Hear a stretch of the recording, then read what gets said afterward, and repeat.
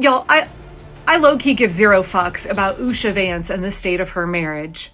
The number of videos I have seen in the last couple of days that are like, JD's cozying up. Usha Vance was not wearing her wedding ring at her most recent appearance with Melania Trump at that military base a couple of days ago. Was making no effort to hide it either when she spoke to the troops. The second JD Vance found out his own wife Usha's name was tied to the Epstein leak, he snapped. Because as you guys probably know, this wasn't some random blog rumor. The Epstein leak is real, and we're just weeks or even days away from it being completely released. And the moment JD realized Usha was part of the release chain, he didn't just panic, he went straight to rage. Now here's the part nobody expected. Instead of handling it behind closed doors, JD allegedly told aides he was ready to send her back if the investigation pointed to her directly, his own wife, the same woman he built his entire political image around. And it gets worse, because the deeper you look into those timestamps and who accessed what, the more it looks like Usha wasn't the only one in their circle who knew this was coming. So now the big question is, how did Usha's digital footprint end up in the leaked logs in the first place? And is JD really about to blow his marriage apart because of that one detail? Because at this point, all this is starting to look way messier than just your average political scandal. So as you all know, the MAGA camp has been in shambles since the recent Epstein emails went viral. When he was being investigated, Epstein rarely admitted anything outright. But in those emails, he was singing like a bird, and almost everything he said implicated Trump in some way. He wrote that Trump knows about the girls and spent hours in his house. And that's not something you say about a casual acquaintance. It's something you say about your bestie, who you guys have been having wild house parties together for a while. And from the looks of it, Epstein actually knew so much about Trump's escapades that he was gathering intel on him, possibly for leverage. In one of those emails, he said, "That dog that hasn't barked is Trump." And that line blew up online because it was all the proof anyone needed that Trump's denials are just that, denial. Especially when you add the fact that in another email, Epstein casually asks, "Would you like photos of Donald and girls in bikinis in my kitchen?" Epstein was openly offering receipts like he already had Trump on camera around minors. The worst part is that MAGA couldn't even defend this because Trump's own flight history wipes out the denials. His name appears multiple times on Epstein's flight logs,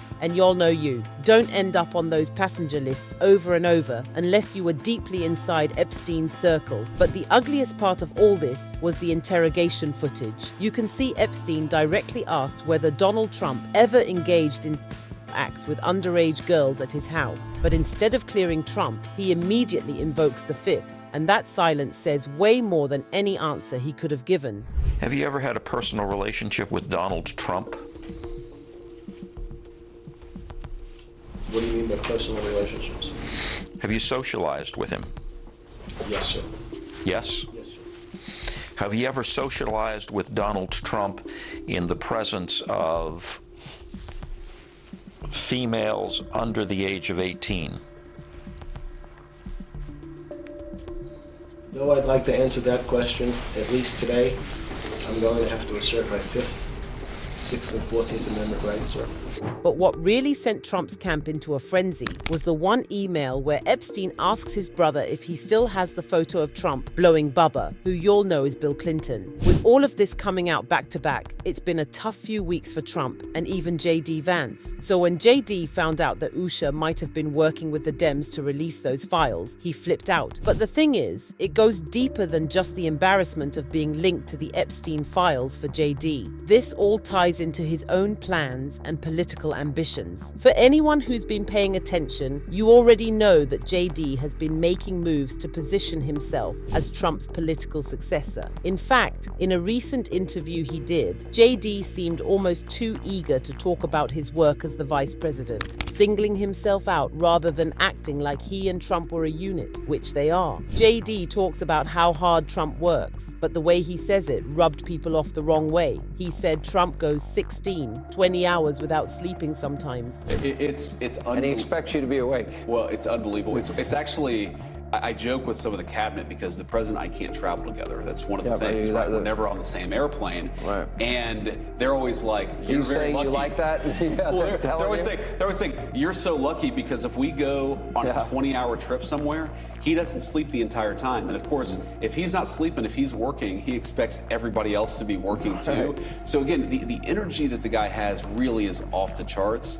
But again, you've got to have that level of energy to do this job successfully. And that sounds great on the surface, but anyone paying attention can see how problematic that is. Trump is not a young man, so saying he goes 20 hours without sleep doesn't make him sound like a hard worker. It just makes him sound like someone on the verge of a physical and mental breakdown. And the way JD seemed so excited talking about it, almost like he couldn't wait for Trump's tenure to end so he could step into the Oval Office. And right now, it's looking like those 2028 plans might be on shaky legs because the Epstein files situation has spiraled into something much bigger than they can control. And once again, trees that have been planted, some of which won't even bear fruit for a few years, I don't want the Democrats to screw that up.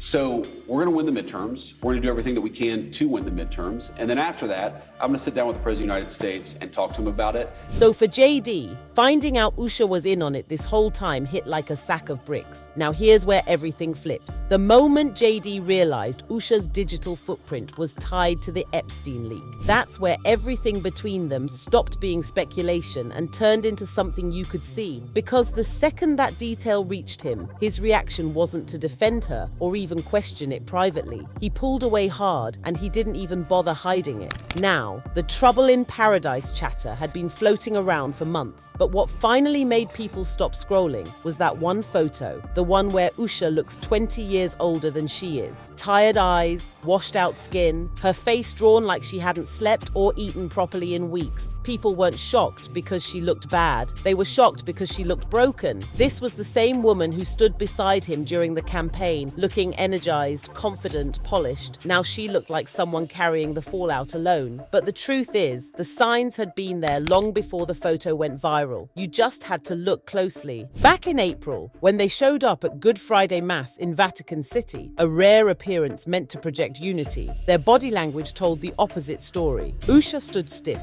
shoulders angled ever so slightly away from him, her lips tight, like she was trying not to show emotion. JD barely acknowledged she was standing next to him. It should have been a moment of closeness. Instead, it looked like two strangers forced into the same frame. And it didn't end there. Just a month later, at the National Peace Officers Memorial Service in DC, they sat side by side with the kind of distance you can't fix with a camera angle. Usha had her hands folded neatly on her lap, staring forward. JD didn't look at her once. No shared glance, no reassuring gesture. Not even the polite softness couples fake when they know cameras are watching. It was awkward, even cold. So when that frail-looking photo of Usha hit social media weeks later, people didn't treat it like a bad angle. They treated it like the last puzzle piece to a picture that had been building for months. Because everything about their public appearances has pointed to the same conclusion. JD has been quietly separating himself from her, politically, publicly, and emotionally. And Usha, she's been wearing the weight of that distance on her face. And now Usha has completely stopped wearing her wedding ring in public. It really doesn't get clearer than that.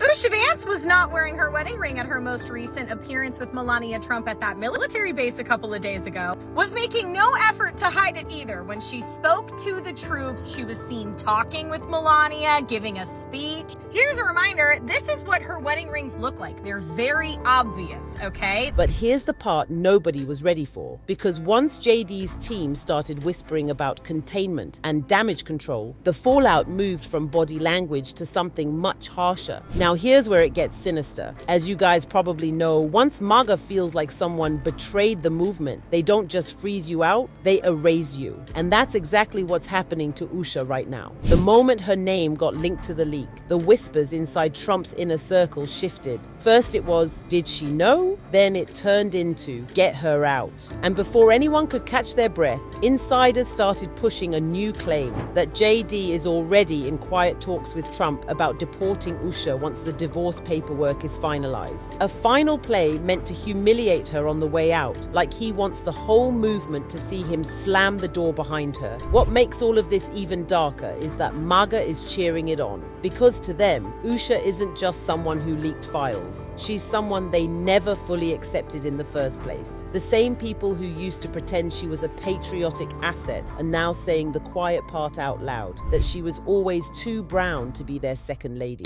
But what really snapped everything into focus was that photo of JD hugging Erica Kirk on stage like he forgot cameras existed. And as you guys know, coming from someone who spent the last 6 months acting allergic to physical closeness with his own wife, that was definitely a choice. Meanwhile, Usha is being pushed further and further out of every circle she used to belong to, political, social, and even cultural, which raises the question nobody expected to be asking about the wife of a potential president. How far is JD willing to go to make sure she never stands beside him again? But here's where it gets even more interesting. There are now rumors that Usha might have plans of her own to run for president under the Democrat banner come 2028. According to reports, Usha is being considered as a running mate for Kamala Harris. Now, these are all rumors, and Usha, she has said in interviews that she's not really thinking about her political future. In one interview with Meghan McCain, she was asked about her thoughts about becoming the First Lady. She said, "I'm not plotting out next steps or really trying for anything after this."